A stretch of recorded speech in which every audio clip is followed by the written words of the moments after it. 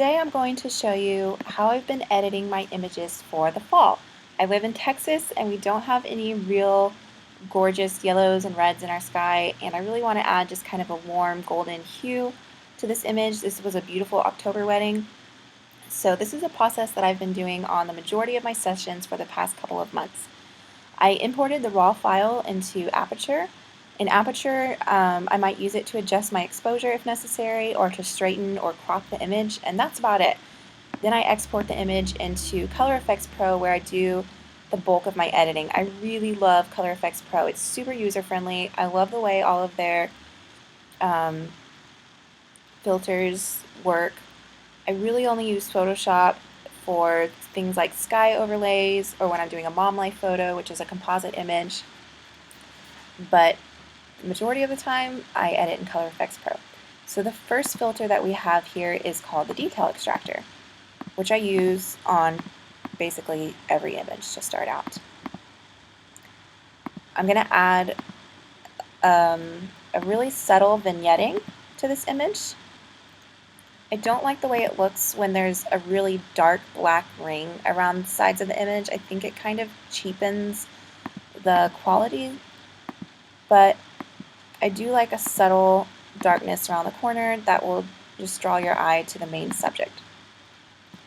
So that's what I'm going to be doing with the dark and light and center. And then I'm going to be using these control points to make sure that it's not darkening the tip of her dress or if her foot. I wouldn't want there to be like their face is light and glowing and then for some odd reason her foot to be like almost black or something. I've seen that too when the hand is dropping into the corner and the vignette goes over it, and it definitely bugs me. Okay, so I'm pretty good with that. I might lighten it up here so that the tree's not too dark. The next process I use on the majority of my image, which these beautiful ladies don't really need it, but I like the way that the dynamic skin softener looks. It's just very subtle, will smooth out any of those imperfections and give smooth, glowing, beautiful skin. I do want to make sure that it's not applied to their eyes because it can make them look blurry, and I really want their eyes to be super sharp and to pop. Okay, so let's go ahead and add some warmth to this image to start making it look like autumn. I'm going to use a skylight filter, which basically just gives it the appearance of the warm sun, which I think is appropriate because I've got this beautiful sunset behind them.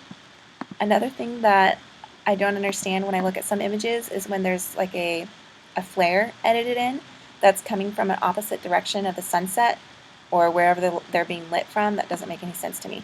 So watch out with your flares, but since we obviously have a lot of warm sunlight here, I think it makes sense to have the skylight filter. And the next thing I'm going to add to really warm it up is this Film Effects Vintage.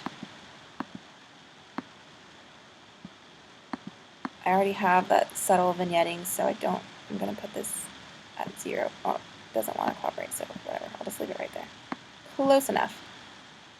I don't want this one to be grainy, although sometimes that looks great for black and white images or moody images. Like I said, there's so much to play with here, it can just kind of get ridiculous. Ta-da! I love the way that looks. I can cool it a little too much or warm it up. I think there's a pretty happy place right in the center there. Okay. I'm going to use Indian Summer next to attempt and make this tree look a little bit more autumn-like. It's kind of just going to give it a reddish hue and warm up that sunlight too. I want to make sure that this filter is not affecting their skin tones. So I'm going to use the control point to take the filter off of there. I'm going to take it off of the white parts of the sky because it can make the sky look kind of hazy and strange, I think. And then maybe just add a little bit more glow. Okay. looking pretty good. The next thing I'm going to do is use contrast only to make this image pop just a little bit more. This I can kind of use to pull out the detail, this to darken, lighten, turn my contrast a little bit more. It's before, after. Lastly, I'm going to go to cross-processing and use LO3. It's nice and clean. It'll brighten it, polish it up, and there we go. Before, after.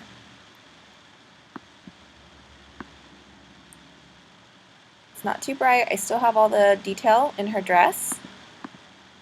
And it looks warm. I like it. So now I can save this recipe so that I can one-click edit. There it is in my saved recipes. The rest of the session. It'll be super simple, and I love it. So yeah, that's my process. I'll go ahead and save this. Let me know if you have any questions or comments. I hope that this was informative for you.